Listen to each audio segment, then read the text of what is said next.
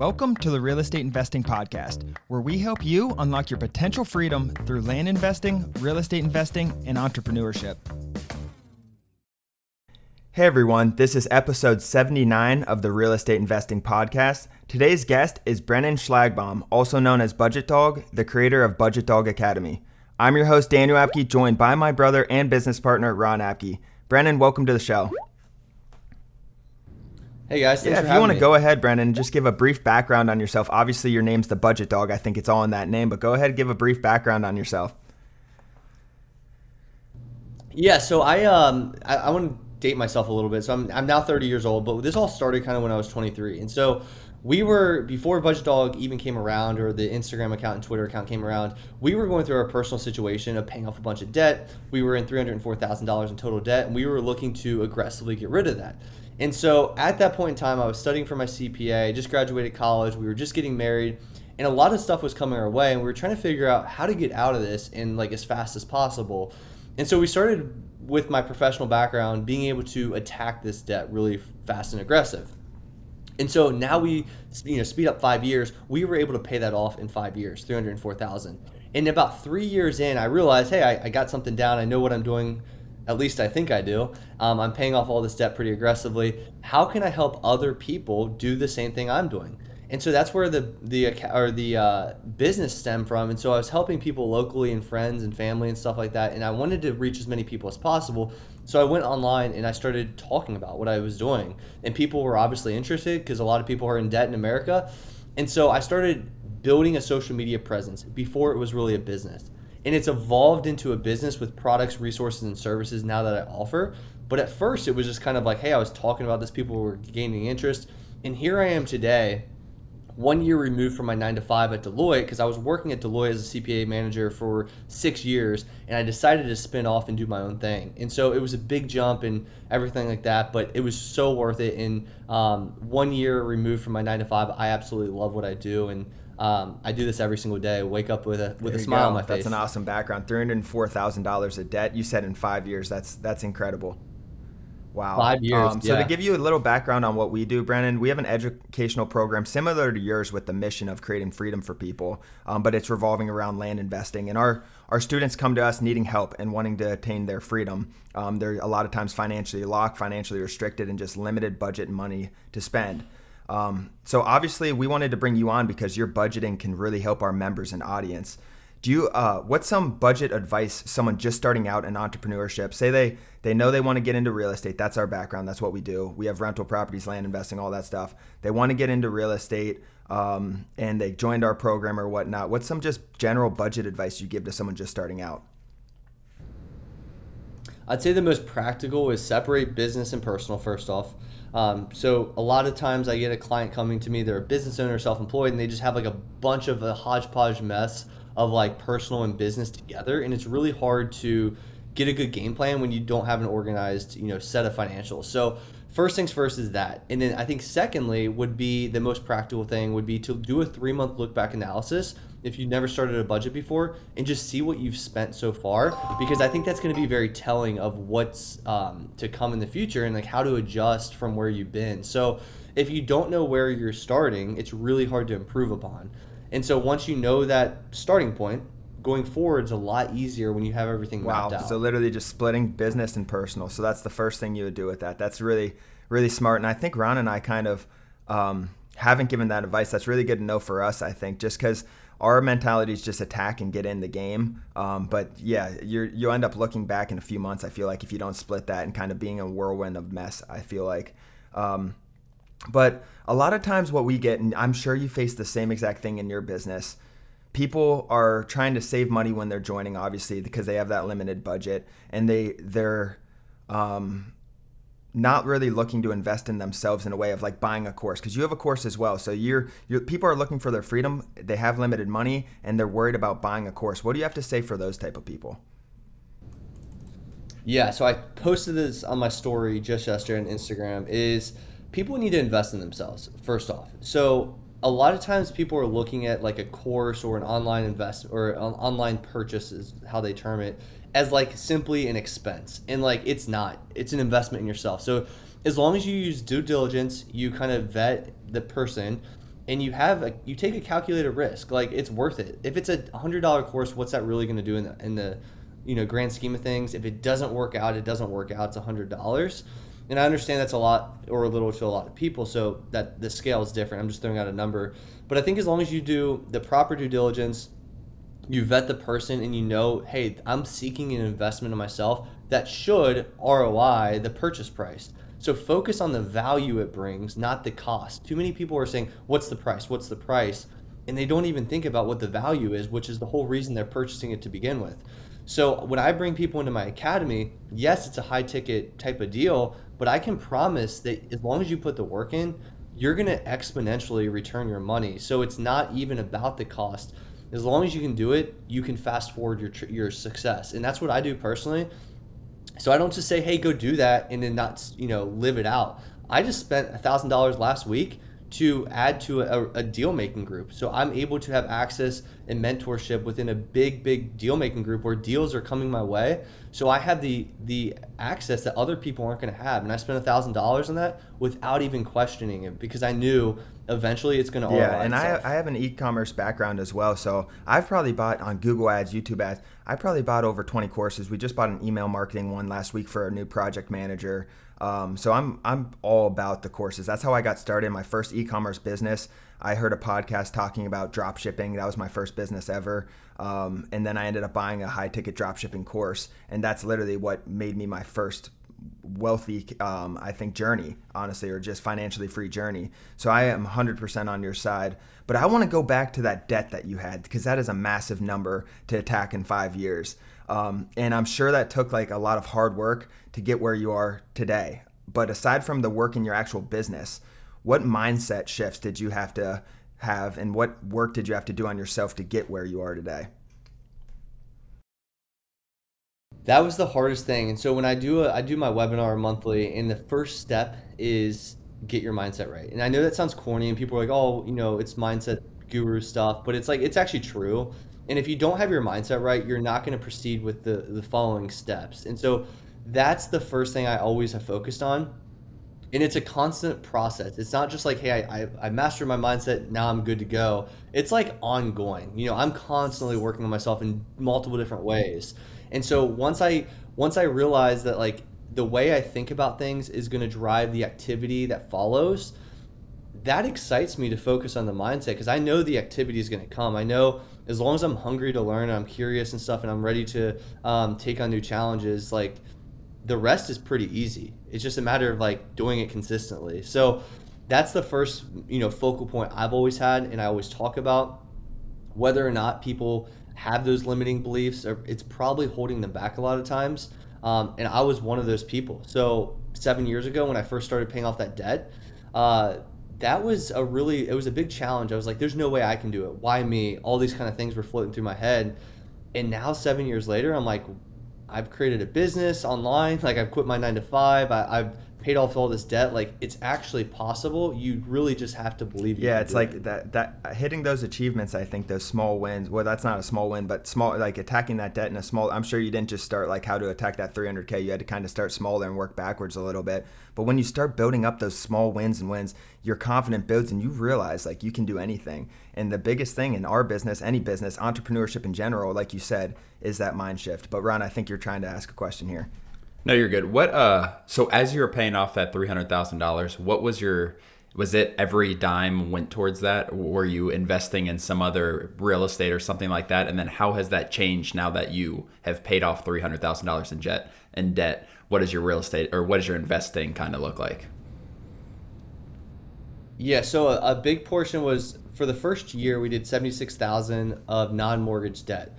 And we just crushed that. We really did go straight to, we were pretty tight. We were pretty like strategic about it. We didn't go on a lot of trips. We did a lot of sacrifice. Now, after we got that done, we realized we could like breathe. Like, we're now paying every dollar it came to us actually came to us, and we had kept an emergency fund, or we were investing it. So we actually paused. This is back when I was 23, and we had some assets built up. We knew we were young professionals with, upcoming revenues and income and stuff in the future. So I knew, hey, if we paused our debt or our investments for that year, which is very controversial, how would that impact us? And I realized it could take us from like about 2 years to about 1 year. So we did that, and we just bit the bullet and we did it. We got rid of it. We bumped our investments back up to 15% of our gross income, and then we started attacking the emergency fund, and the 15% was pretty consistent. Then we bumped it up to 20%.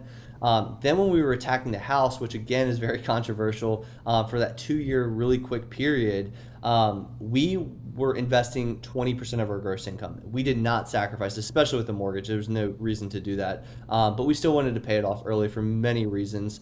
And now, since we've gotten rid of the home, we are at the point where we're investing pretty leisurely 70% of our take-home pay.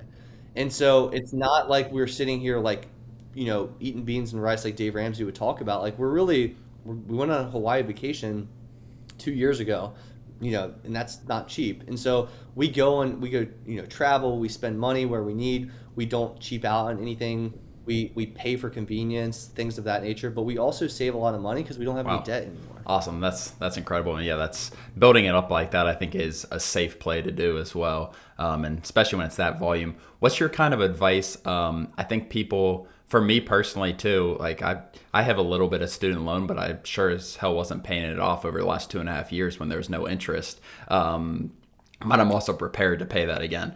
What's your advice for those people who, some people might have been overspending and then we have a $500 payment that's going to start in January, and it sounds like that's going to be final, where it actually starts. What's your advice for those people? Just kind of save it up now or start paying it now?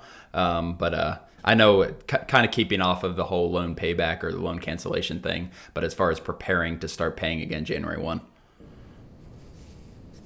Yeah, I think the biggest thing is like anything, if you have a good budget, you know where all your dollars are going, it's going to be really easy to attack that. Now, if you've been living above your means to where hey, I haven't factored in my student loan, but I've been living on, freely up to using all my income at this point in time, you need to take a deep look really quick, right now, because like you said, Biden, I think said this is the last time that it's going to be backed up. So January 1st is highly likely that it's going to come back, and you will be liable for that. So don't put yourself in a hole. Start preparing now. Now, should you start paying now? That's up to you. That's a personal decision, depending on how you you look at the debt, 0%, if that's okay with you, or you're hey, I don't like student loan debt, I want to get rid of it. Totally up to you. But as far as preparation and making sure the cash flow is going to be there come January is super important. Yeah, I agree completely. And it scares me a lot with the economy, with people overspending or because they've been given money from the government for one, and they also they don't owe money from the government.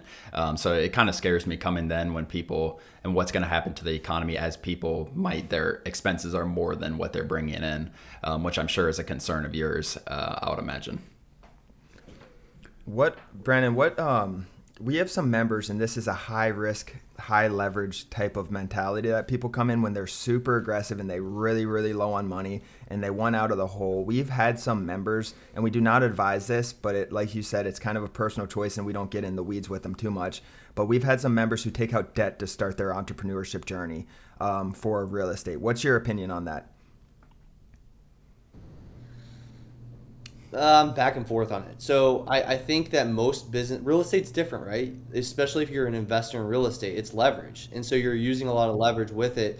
Now, typically when I think business, I think, hey, we need to operate from a profitable standpoint before we go and take on debt. Because I see a lot of people want to start the LLC or want to start their business, and they don't have any profits. They don't even have a working business model, but they take on debt before they even can produce income. And so it's kind of a backwards way of thinking. They want to be official before they actually are official. I didn't even have an LLC wrapped around my name for the first couple months until I was actually generating consistent profit. So when it comes to real estate, you got to know your risk and your leverage meter. And so I'm okay with taking on debt, especially for a rental. I don't have a problem with that. We haven't gotten to the rental space. We were actually actively looking, and then we had to take a step back because Logan's health, and that obviously drew a lot of concerns. And then we're moving across country eventually, so we took a step back from the rental game. But I think as long as you put down a legitimate percentage, I'm not a big fan of the FHA 3.5% loan. I understand it, I get it. We did it for a personal residence, but I would feel a little more comfortable 10 to 20%, to be honest, in something that you can actually afford if in fact you can't get a renter. So as long as you plan it out, your cash flow is ample, and you have a plan for it, I think it's a Yeah, personal speaking decision. of if it works out when you have a renter, like if you can afford it without a renter, one thing I see a lot, especially down here, I'm in the Tampa market actually. I live in Tampa right now, and I see a ton of people just budgeting or analyzing their properties from an Airbnb standpoint when it's very up in the air what Pinellas County, where I live right now, what they're going to do with Airbnbs. They're trying to do month-long rentals. So people are taking these rentals, analyzing them like they're going to get income as an Airbnb when it would be cash flow negative without an Airbnb. Just typically, just a typical rental, a long-term rental property would be negative cash flow. Brennan, what's your advice for people like that? Because I feel like that's a really, really high risk, high leverage, and they're kind of relying on one thing that's not really proven over a long term. Yeah, that's not something I would probably get into. Honestly, I've always operated from a place of like somewhat security, but I really like the idea of like securing yourself underneath, then taking huge swings. And so I think the example you described doesn't fit my personal way of doing things. I like to have the emergency fund underneath me. I like to have a ton of income underneath me, then take the big swing and take that risk, and so more so calculated in a smart Yeah, way to I'm do definitely things. with you on that. I'm really, really against people doing what I just explained. I just don't think it makes sense at all. But for people saving up for their first real estate investing deal, I want to talk about that a little bit. What's some advice on that? Say, they're looking for a little small rental in Cincinnati, Ohio, where you're located or that area. What's some advice on saving up? Say they just have a very small savings now. You said you don't like the FHA 3% loans. But what's some advice for people saving up for their first deal? Yeah, so I think the first thing is actually understanding the purchase price and where you're looking at, or like what you can actually afford. And so I typically do two rules of thumb. This is more for personal residence, but I'm sure it can apply to rentals as well. Is like the 25% of your take home pay. That's more for personal, but more so like on a monthly basis, like can you afford that payment? Backing into that number, and then saying, okay, my let's just say my rental is going to be $300,000, and I'm going to put 10% down, or 30,000. So I need to find how I can get $30,000 over, let's say, 6 months to 12 months or whatever that time frame is, and then just back into it. So it's always starting with the purchase price and then backing into the monthly amount based on the down payment or whatever cash flow you need. And it's a really simple process. So if you know your cash flow on a monthly basis with a budget, and you know you need 30,000 over 12 months, you know exactly how much you need to save a month. And so maybe if you're, want to speed that process up and you don't have that cash flow on a monthly basis, you take from other categories within the budget to make it happen. But I always value stack my goals within my budget. So it's not right or wrong to do, invest in the stock market or invest in real estate, but you're investing in something, right? So if you want to pull back from stock market investments to get that down payment for that rental real estate, that's totally fine, but you have to know where your cash flow is and then just back into that number. It's a Same simple thing, math guys, equation. for everyone listening. If you're saving up for your first land deal, say it's your goal is to buy a $20,000 land deal in your first 12 months. Like you said, have that budget and cash flow that you have, and then work backwards from there. And then put your goal, I want to buy it in 12 months, and then just work backwards. That's really, really good advice. I think that will stick with a lot of people too, Ron. Um, And we did that. We actually did that to elaborate. We bought land. We bought land next to us. So we had our personal residence. We had an open lot next door. COVID 2020, March 2020 came around in COVID time. People freaked out. It went down to 17,500, and we saved up over a couple months to make sure that we got that deal because it was one next door. It was 17,500 in a growing area, and I was like, oh my god, this is so perfect. We got it, and now we're looking to sell it for wow. 50,000 2 years later. So it's obviously appreciated quite a bit, and the panic ensued, and we took advantage of it. And I think that's time and time after again, especially right now. I think people are fearful of the market and stuff, with increasing rates and pricing and all these kind of things, and take advantage Yep. of when people are Exactly. scared. One thing, That's that. one, Go on, Ron. One thing we've seen, Brennan, in our industry is as like the real estate market drops a little bit, a lot of people want to put their money in land because one, it appreciates, like it's going to very consistently appreciate, and there's so little property taxes, as I'm sure you know from owning that. I mean, you're going to make $30,000 on a piece of land. You probably paid a couple grand in property taxes over 3 to 5 years or whatever. Going back a little bit to risk, So we have people who join our course who are 22 years old, and then we have people who are 55, whatever, 60 years old. And they all have the same goal, making money in that. But as far as risk tolerance that you kind of advise people that are 22 years old, and a lot of the 22-year-olds kind of talk about, I'm going to get a credit card to start this business. I'm like, I'm not advising you to do that, but go for it if you really want to, you really believe in it. Versus a 55-year-old who like needs to be a little safer. They probably have $10,000, $15,000. What's your kind of mindset on that when you have different age clients like that? Yeah, I think age plays a huge role. I think on top of age, it's really assets and like where you sit financially. So somebody that's 23 and has, not a lot to their name, but they're going to take a big swing. That's a lot riskier than somebody that's 55, has a ton of assets to their name, has a great retirement coming their way, and they have extra money that comes in and they decide to take a big swing or take some leverage out in an unconventional way per se. Now, would I do that? Probably not either way. I would never use a credit card to start that. But for somebody, as long as they understand the risk that comes with it, I always say there's nothing wrong with any route you take. Typically, there's some rules of thumb in finance, but in general, there's nothing wrong with the route you go as long as you have a plan for it. But more times than not, that kind of plan will bite you. And so it just depends what type of risk meter you have and what you're willing to put at risk and lose. And so I like to operate from a place of abundance. And when I have, a lot of stuff underneath me, I like to take a big swing, but I probably would still do it a little more strategically. What did you have in place when you quit your 9 to 5 job? Because I think that actually goes really hand in hand, Daniel, with a lot of our people. Because we have a lot of people who are making whatever $800,000, $120,000, and still working their 9 to 5. And what we tell them, our advice is, once you feel like that 9 to 5 is taking away from your land income, like that's when we tell them to quit. Like once you feel like you can make more money, like if you can make 200 grand and work this full time, go for it, quit your job. But what's your kind of advice on that? Or I guess you did it personally, and where were you to quit your 9 to 5? Yeah, it takes a while to get to this point, but I think if you can look at and it all starts with the budget, of course. Like most people think budgeting is restrictive. It's really not. It's a spending plan, and there's how much you're spending on things. If your actual like maintenance requirement of income is like $36,000, right? That's all you spend, $3,000 a month. You're single, or maybe you're even married. You have to know that maintenance requirement of the bare minimum. When you are operating in building a business or land income or whatever that may be, and you're making income on different things that are way above that, I think at that point you start to make a decision and you start to say, what am I comfortable with? For me personally, I wanted to replace my 9 to 5 income with business income consistently for 12 months, and I did that. So I knew, with the social media game, I didn't know how consistent it would be.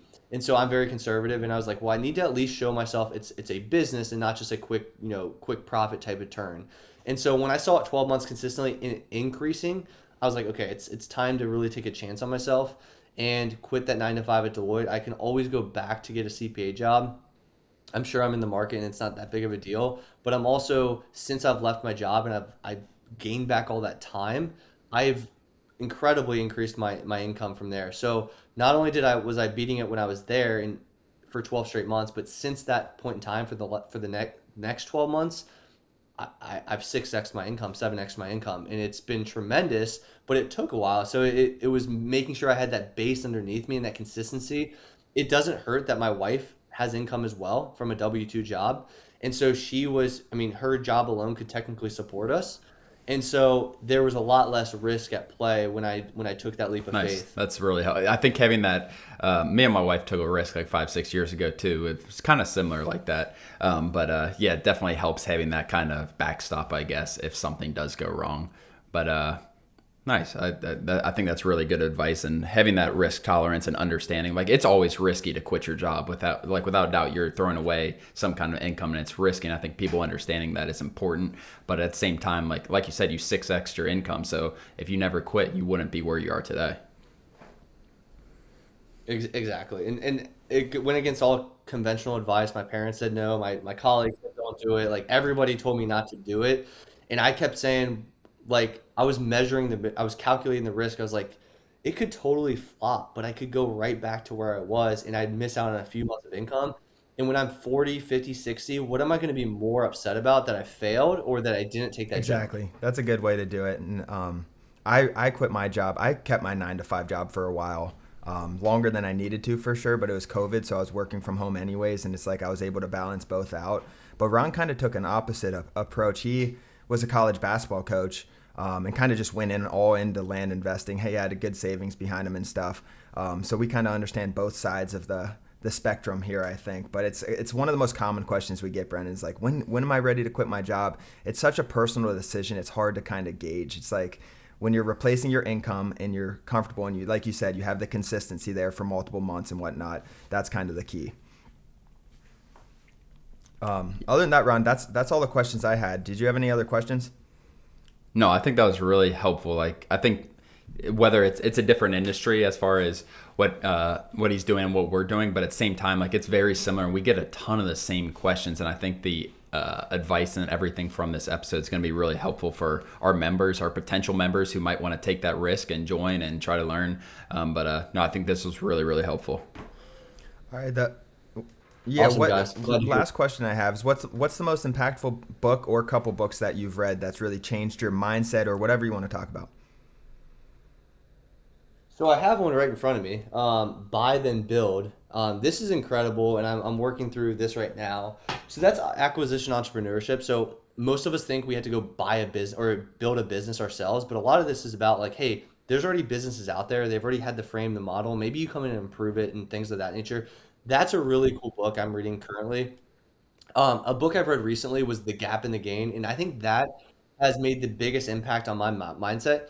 I'm a pretty high achiever. I'm pretty tough on myself. I'm always like, goal oriented and stuff like that. And so I struggle with a moving goalpost. And the gap in the gain, what it does, instead of moving or measuring your success from where you're at into where you're trying to get, it's really saying where you're at and looking backwards and saying how far you've come.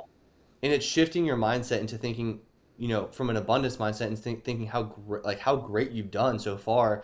And so I often struggle with it. And so that's one of the most impactful mindset books I've read. Very practical steps out of it too, that you can do on a daily basis to really shift that mindset and have real success. Yeah, that one kind of hit me when you talked about like instead of looking forward all the time, look past, because it's like you do something so hard for a year or 2 years straight and you see how far you still have to go, and like your goals, like you said, Ron and I is putting such high goals on ourselves and being pretty hard on ourselves just like you are.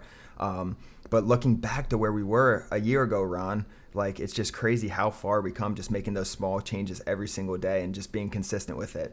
But other than that, Brendan, where can people find you and learn more about you? Yeah, you can find me in all social medias for the most part under BudgetDog. Instagram, Twitter, TikTok, LinkedIn, Facebook, YouTube. I have my website, budgetdog.com. If you guys reach out to me, go on any of my social medias, send me a message. I will always get back to everybody. I always, make sure every DM's responded to. So just reach out if you guys need any financial help. Well, thanks again for joining, Brennan. Thank you. All right. Well, thanks, guys. Thanks, everyone, for joining. To get started and to unlock your potential freedom, visit landinvestingonline.com. Make sure to join our free Discord where Ron and I and other successful real estate investors are involved. If you guys got value from this, please like and subscribe this YouTube video, podcast, Apple Podcast, whatever you guys are listening on. It really means a lot. Other than that, thanks for joining. We'll see you next episode. Thanks, guys.